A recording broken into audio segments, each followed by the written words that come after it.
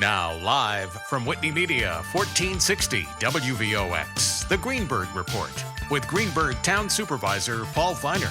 You can join in the conversation at 914-636-0110. Now on 1460 WVOX, here's Greenburgh Town Supervisor Paul Feiner. Good morning, Westchester. I'm Paul Feiner. Good morning, and I'm Pauline Mosley. Welcome. I was thinking while I was driving here, I have a student intern program, and we deal with a lot of students. And sometimes when you're a student, if you have a great experience dealing with an elected official or with a mentor, Exactly. it really changes your life. Absolutely. And when I was a student in high school, I got a chance to meet the mayor of Yonkers, Al DelBello. And Al DelBello was running for county executive, and I organized a rally asking for bikeways on the Bronx River Parkway, which they eventually built. And Al DelBello attended. He spoke at the rally, and then he put me on the Bicycle Sundays committee when he became county executive. And now we have the Bicycle Sundays now in its 49th year. So in some ways, because I was treated so nicely and with respect by Al DelBello, it motivated me to go into public service.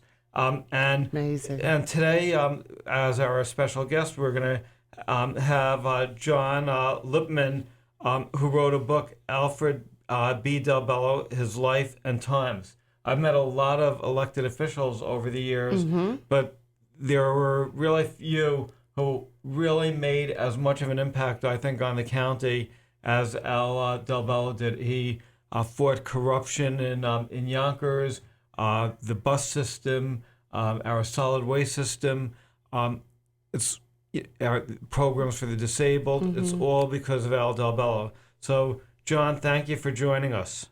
It's my pleasure to be here. You wrote this book about Al DelBello, and do you agree with me that Al was one of the most, somebody who really changed Westchester County for the good? He was indeed. He was absolutely I think even describing him as a unique politician doesn't go far enough. He was brilliant and visionary and wanted social change. He was ahead of his time for that time in terms of elevating women and minorities in positions in government and speaking out for women's rights and for people who were economically distressed and so on. But more than anything else, he was deeply ethical. We can talk a lot about politicians who have done great things, but he was a truly great human being, and he was in it really never for himself. It was always about the people, and that's what struck me the most about him. And your mother worked for him. I was going to thank you for bringing that up. Yes, she did, and that was one of the motivations. My mother, unfortunately, passed away in 2019, but with a good life and 90 years behind her. At the funeral, DelBello, who I'd known for many years, basically chatted, and then the next day she asked me if I would write this book, and I was absolutely honored to do it. I felt like it was almost like a gift from my mother. Your book, Alfred DelBello, His Life and Times, He Made the Right Things Happen. It really was very easy reading, and I thought that it was a really excellent book. How long did it take you to write the book? It took me I'd say it was about 18 months until everything was all done. And I have to qualify that a little bit because I was taking care of my elderly father who passed away about a year later. And we also had COVID going on, and I was going back and forth between Westchester and Massachusetts, where I currently live. And so it was a busy time, but I'm not sure it would have happened any quicker. And it was truly a labor of love, and one I was able to devote myself to entirely. John, we're so happy you're with us here today. I have a question. What in the book, what is one of the highlights of DelBello's career that is mentioned in the book. Could you share that with our listening audience? Surely I could. There were probably several. If I were to pick one thing that is not always necessarily the most exciting topic, and there were some very exciting things that happened as when he was mayor of Yonkers, and some intrigue with a somewhat corrupt police administration in Westchester. But probably the height of what he did was the creation of the Westchester Medical Center. And I'm going to give you a second one because there's something else there, too.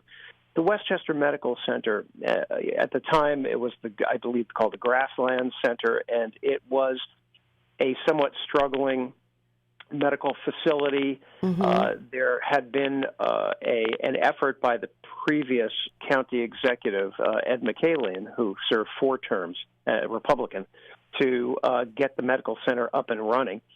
And Al was able to come in and do that. I should mention, too, that Al and Ed McCallion had a very good relationship. And I think McCallion was very supportive of him in his certainly in his first term as county executive.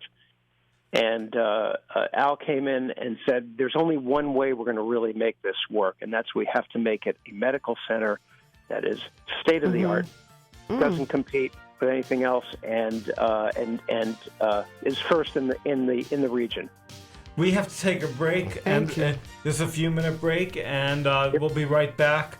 And John Lipman wrote a book, Alfred B. DelBello, His Life and Times. He made the right things happen. And I guess people could get the book on Amazon. Be right back with John Lipman.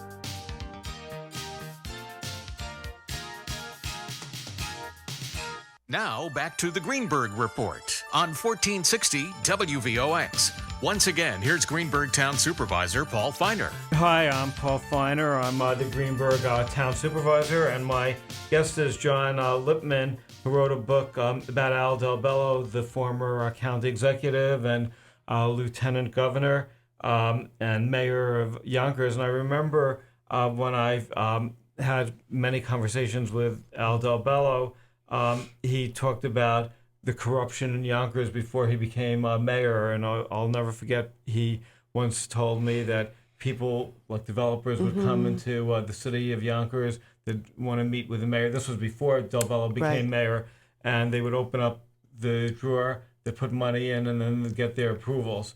But Al basically worked hard to clean up Yonkers, and John, was that very, very difficult? Yeah, it was a challenge, certainly. I think he had some support from a few members of the council and certainly from the public to clean things up. Yonkers at that time was suffering from debt. There was a lot of corruption. There was a lot of things that were not being done to make the city a nicer place. And when he came in, he swore to do that, and he ran into certainly quite a bit of flack for trying, but he actually, when he became mayor, this is sort of an interesting piece of it, Robert Morgenthau, who I believe at that time was the U.S. attorney for the Southern District of New York, he and another individual from the FBI met with Al and said, you've got a tough road ahead of you, and there's going to be enemies here. And they let him in on how bad the corruption had been. In fairness to the previous mayor, who was James F.X. O'Rourke, a Republican, he had tried to clean it up, but just couldn't get it done. There was just too much working against him, and Al was sort of the new guy, was able to come in and do that. And there were some tricks and some threats to him.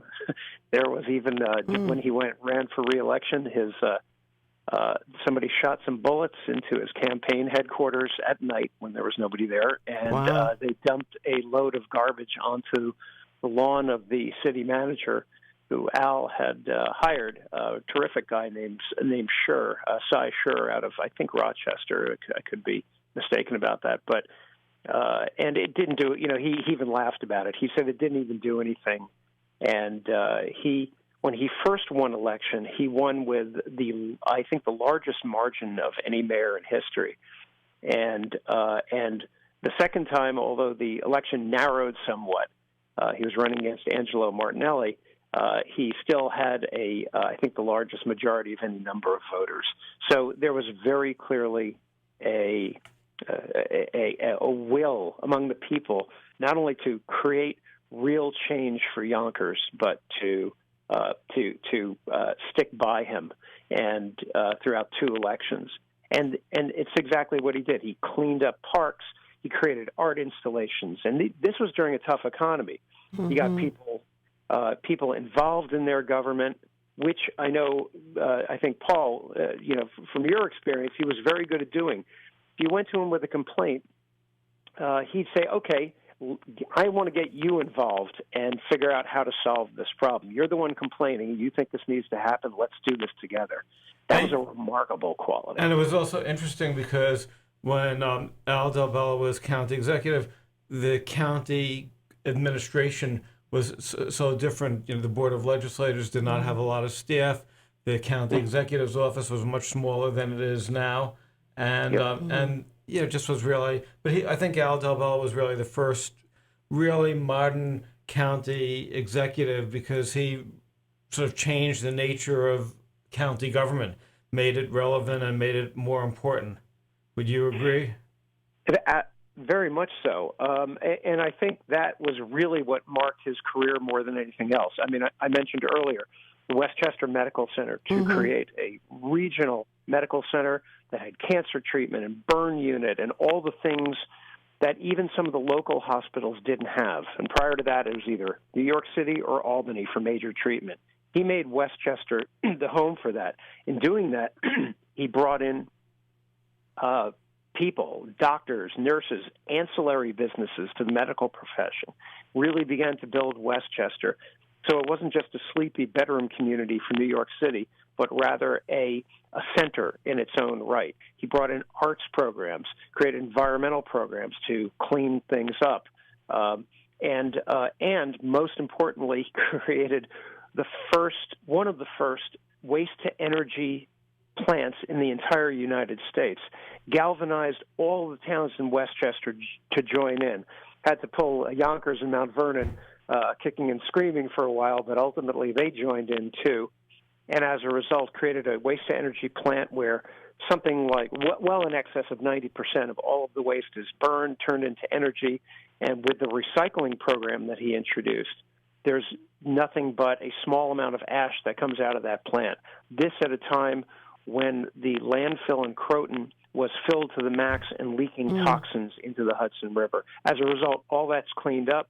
There's a new plant in, I believe Peekskill that has all of the, generates so much energy for roughly 55,000 homes.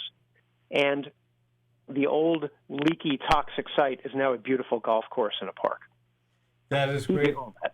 So this wonderful book that you've written, it just shows an individual, despite all of the challenges and the corruption in which his environment was, he still had the resilience and the vision and the motivation to break these wonderful barriers and in addition to fixing the corruption, come up with these phenomenal programs and ideas.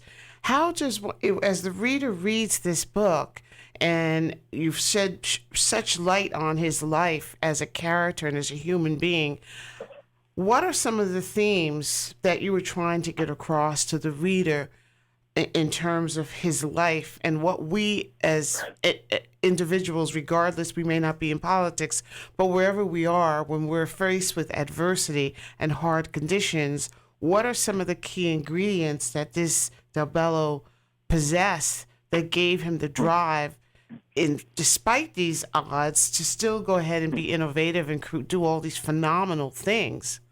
Yeah, I think it was several things. But first of all, he was highly motivated by people. He understood what his role was. He was there to serve people. When he went into politics, I think he was even a little bit hesitant, but thought, okay, this would be a good thing to do locally. In fact, he really looked at politics as something that you do for the people, and you never, ever forget that. The minute you do, or the minute you're in it only for your career, is the minute that you should get out of it. The second thing that he did was, despite some of the challenges, he knew that most people, even many politicians, would actually be with him because they want change too. They don't know how to do it. And when you rise to that position of sort of exceptional leadership and bipartisanship, you can attract people to that as a very clear alternative to the bickering that often goes on between parties. And that really, I mean, more than any time in our history is a lesson for today. The fact that here was somebody who had to work with Republicans, who had to do all this, try to do all these things, and knew that the way to do it was to appeal to people's sense of community, decency, bipartisanship, camaraderie, rather than partisan politics. How do you publicize a book like this? And how's the book doing? It's a great book, very readable, and I think it's important for people to appreciate the contributions Al DelBello made to the county. Absolutely. Well, one of them is by going on radio shows like this, and I thank you for that. Just getting the word out through radio, YouTube. I sort of advertise on Facebook, but the other way is just to do a little bit of what Al did. Directly contact people, tell them about the book, tell them that you want to share the story. And that's what we're doing now. We tentatively have an event scheduled in Yonkers for, I think it's July 14th, and I'll have to check that date. But in July, I'll be speaking in Yonkers at the Hudson River Museum for the reason of simply getting the word out. Yeah, it's a book, and you want to make sure that people know about it and they get copies of it. But more importantly, this is a story that has to be told today, because I think so many people are discouraged with politics. They see people lining up behind their parties almost so blindly, and Al was the kind of person who would step over the line, work with Republicans, bring people on board, and as a result, some of the Republicans in his own administration, when he first started, remember, these were holdovers from McCallion, not only did he keep them on, they later became devotees of Al DelBello and strongly supported him and the work that he did to this day, many of them who I interviewed. That is great. We have to take another break, and we'll be back in 2 or 3 minutes. I'm Paul Feiner, encouraging people to read the book Alfred B. DelBello, His Life and Times He Made the Right Things Happen by John Lipman. And John, how can people get the book? Amazon.com, or they can go to Barnes & Noble. Great. Thanks. Well, we'll be right back, and we'll talk more about Al DelBello. Great.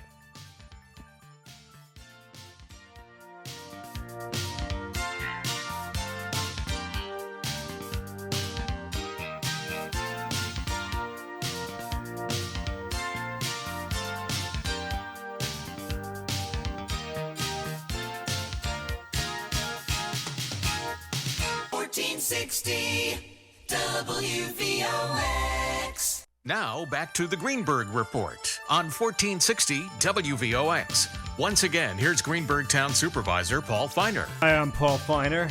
I'm Pauline Mosley. Welcome back. And we're talking about Alfred B. DelBello, who was a county executive of Westchester, and he sort of changed the whole nature of county government.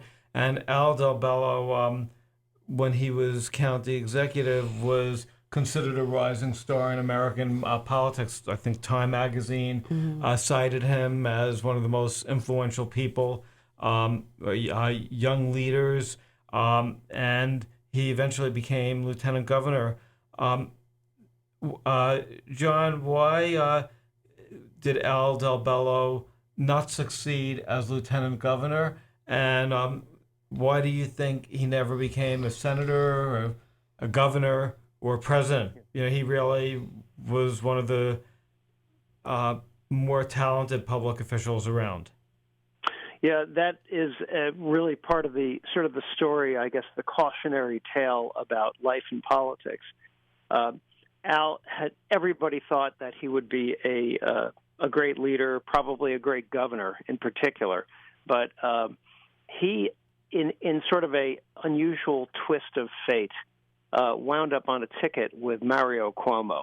Probably not enough time to explain it all, and I certainly encourage people to buy and to read the book to find out more detail about this. But Hugh Carey, who liked Al very much, was the prior governor before Cuomo, had decided not to run. And Al had already thrown his hat into the ring as lieutenant governor. Instead, Mario Cuomo became one of the two candidates in the Democratic Party and ultimately edged out Ed Koch for the nomination. At the time, Al was competing against several other people and won as his seat as the lieutenant governor. New York has a split ticket. So the New York Times actually referred to it as Al DelBello's and Mario Cuomo's shotgun marriage. And that ticket did go on to win. And Al was hopeful because Cuomo at the time, had, I think earlier there had been consideration that he would be lieutenant governor. So I think there was some tension there. And it did not go well. He and Mario Cuomo had a tense relationship. I do believe they were friends, but at earlier times, but it was not a relationship that worked out. Al found himself very excluded from decisions, really kind of squeezed out of the administration. And the final straw was Al had worked very hard to get a Japanese delegation to come to New York with the possibility of investing billions of dollars in the New York economy.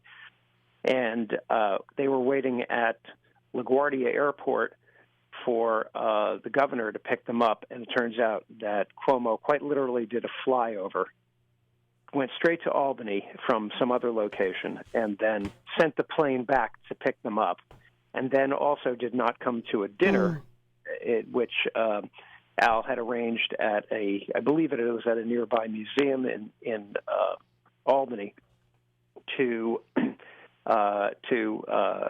entertain the Japanese delegation. And as a result, they went on and they invested in other states, but they did not invest in New York.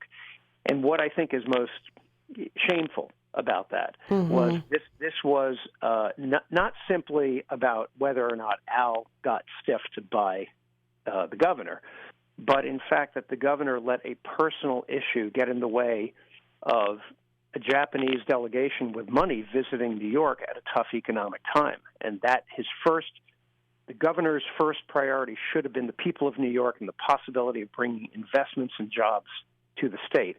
And instead, it was about basically dissing his lieutenant governor. Al never would have made such a decision. In fact, Al's decision to stay on as lieutenant governor when he knew he was walking into a fairly hostile situation, he was even encouraged, hey, don't do it. Go back to being county executive. He said, no, I've already made a commitment. I ran in an election. My commitment is to the people first.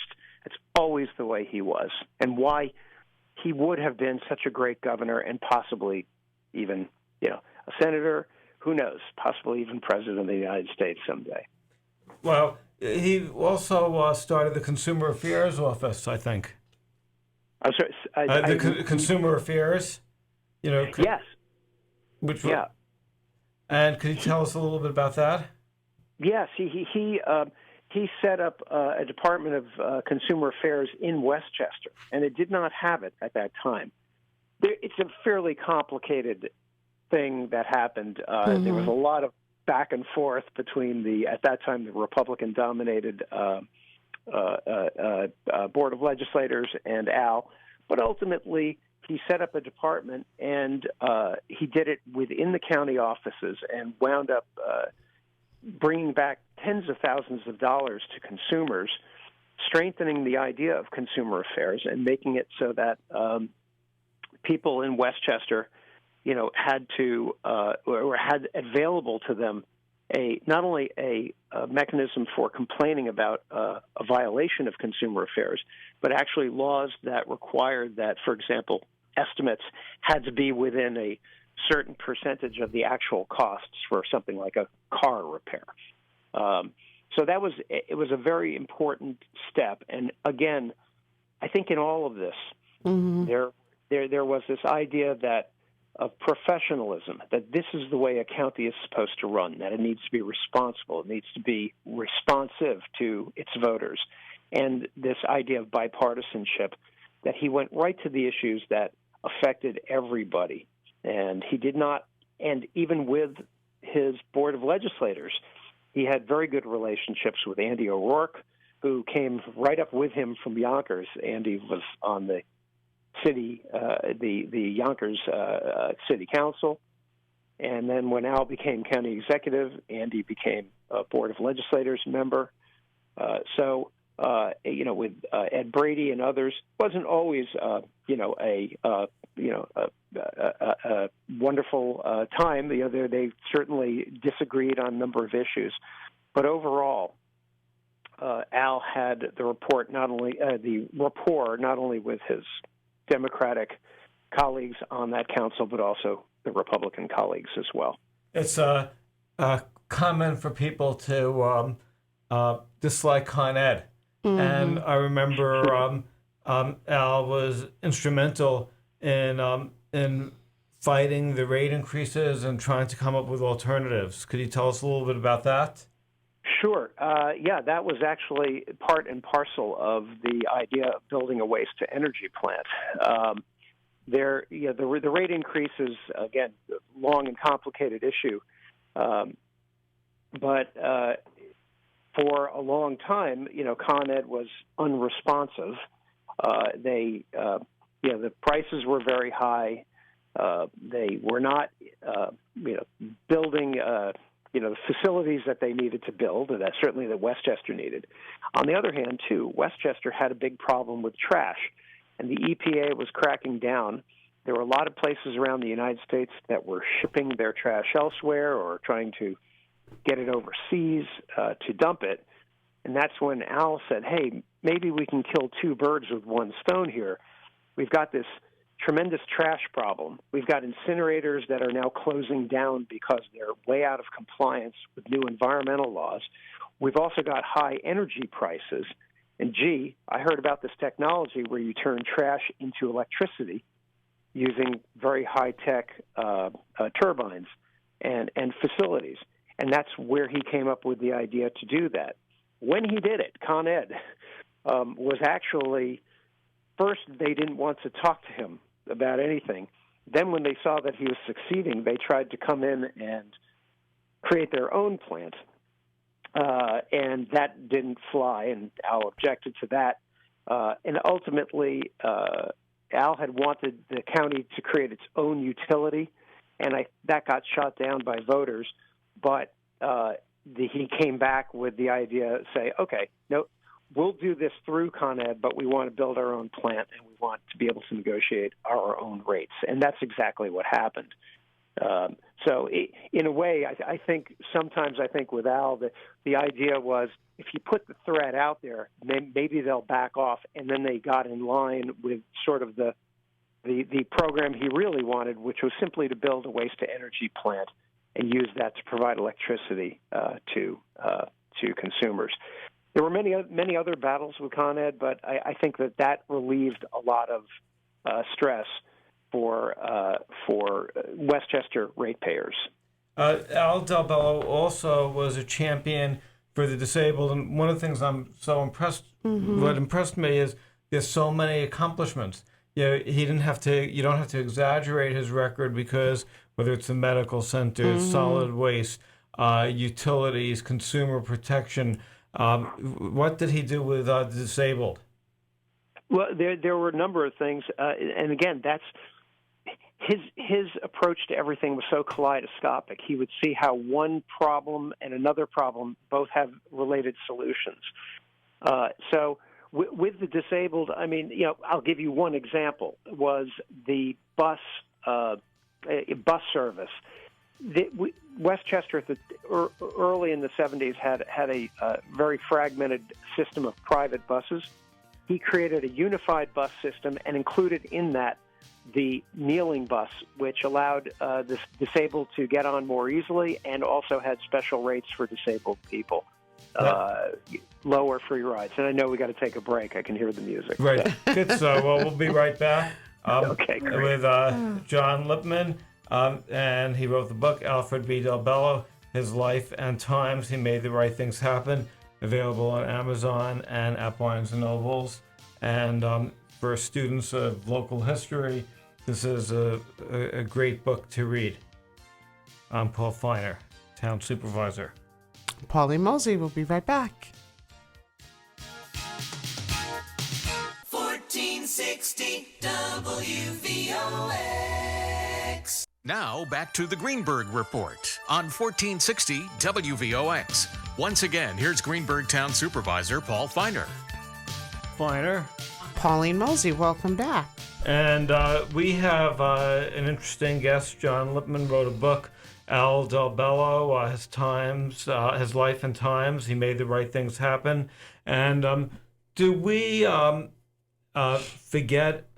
Do we know enough about our former local officials? And is what you did really contributing a lot to local history? It's there's people know about the former presidents and former national leaders, but I would think that most people have no idea who, at the local level, some of the former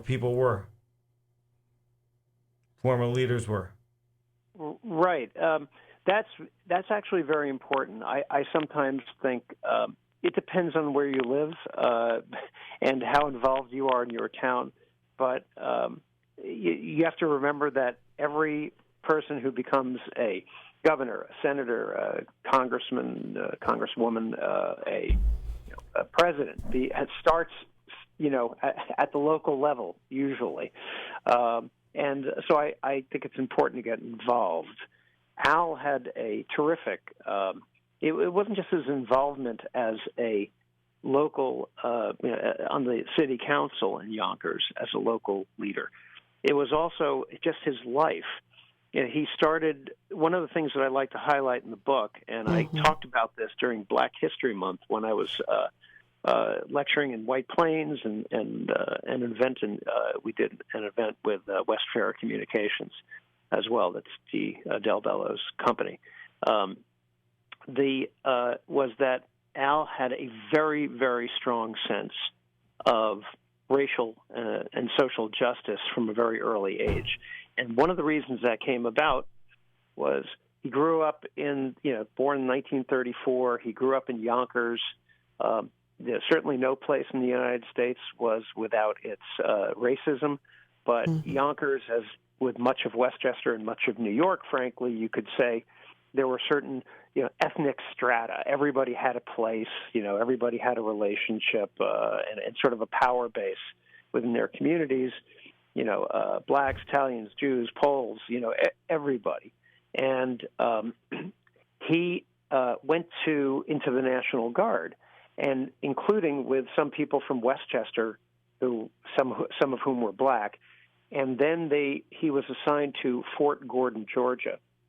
And this is in the early 1950s. And during that time, he was on a base where, on the military base itself, there was a relative amount of social justice. But when you went off that base, that's when it hit him. He went to a movie theater with at least a few friends, at least one of whom was black and from Westchester. And they were told right away, the black man has to sit upstairs and the white people can go downstairs. And they refused. So they didn't go to the movie. They just backed out. And that's when he realized just how horrible and how violent the situation was in the country, and it shaped him. And as a result, when he first became county executive, he appointed Oriel Red as one of his first appointments and I'm sorry, I'm forgetting the exact title of the position, but doing work in sort of economic and social issues in the communities. And he appointed a number of women who worked for him, my mom and Susie Glickman and a number of other people. So he was ahead of his time on that, and that came from that experience before he even got into politics at all. That is great. Also, could we talk a little bit about his efforts to merge the public safety? Sure. Yeah. I mean, the idea of public safety. I mean, well, it was to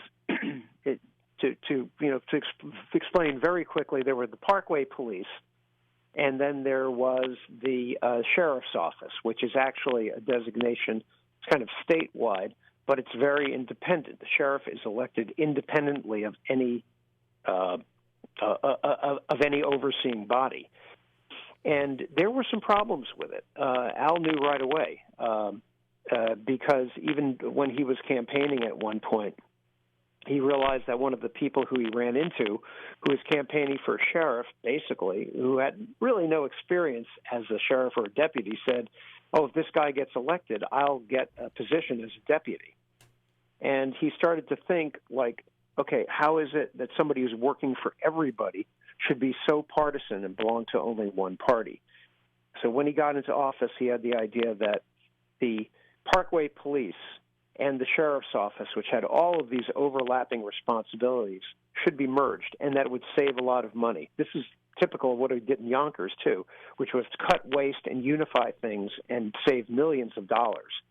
And so, but more than that, he saw it as a fundamental problem, really a threat, that an independently elected sheriff could have so much power, including actually working against him in elections. And that's where you look at it and you say, wait a minute, you're supposed to be a police officer, not a not a partisan. Mm-hmm. And here you are trying to basically undermine Al DelBello's performance in office and ultimately try to shoot him down in the next campaign. And Al felt that this was a real problem. So he worked in a very cooperative way, making a lot of accommodations for the sheriff at that time, a guy named Delaney. But the corruption and the intrigue just went on and on. Ultimately, he had to fire Delaney and sort of take over the sheriff's office. There was a lawsuit about it. There was actually a potential trial about it because of some of the things Delaney had done. And ultimately, they wound up making an agreement, if you will. Delaney would resign and would not, face further charges. And Al would finally have a unified police department, and that's when it became the Department of Public Safety. So finally, there was one police force for the county that would take care of everything from highways to major criminal cases and investigations, and would be able to better coordinate with state police and with the FBI.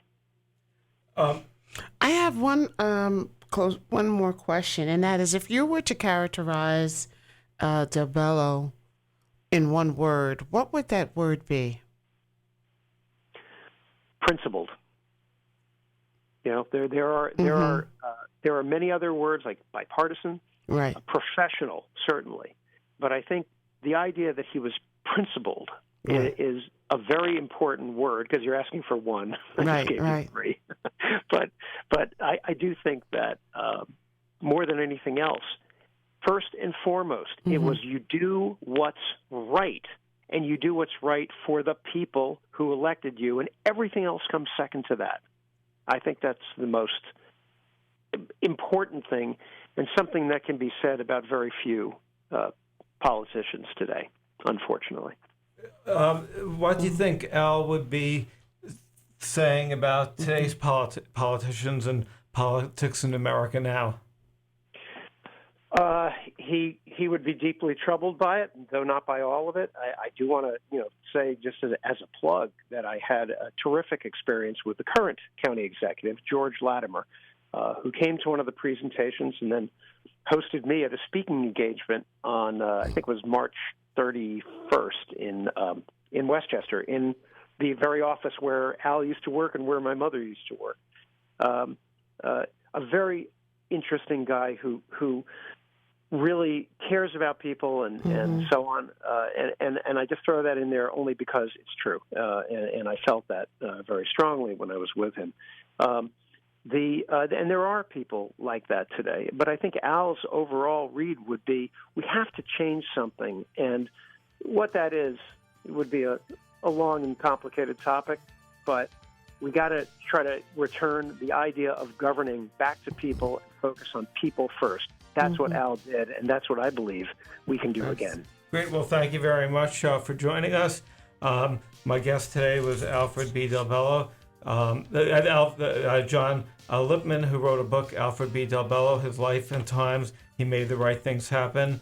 And the book about Al DelBello could be purchased on Amazon and at Barnes & Noble. So thank you very much for joining us. It was my pleasure. Thank you. Have a good weekend, everyone. Thanks.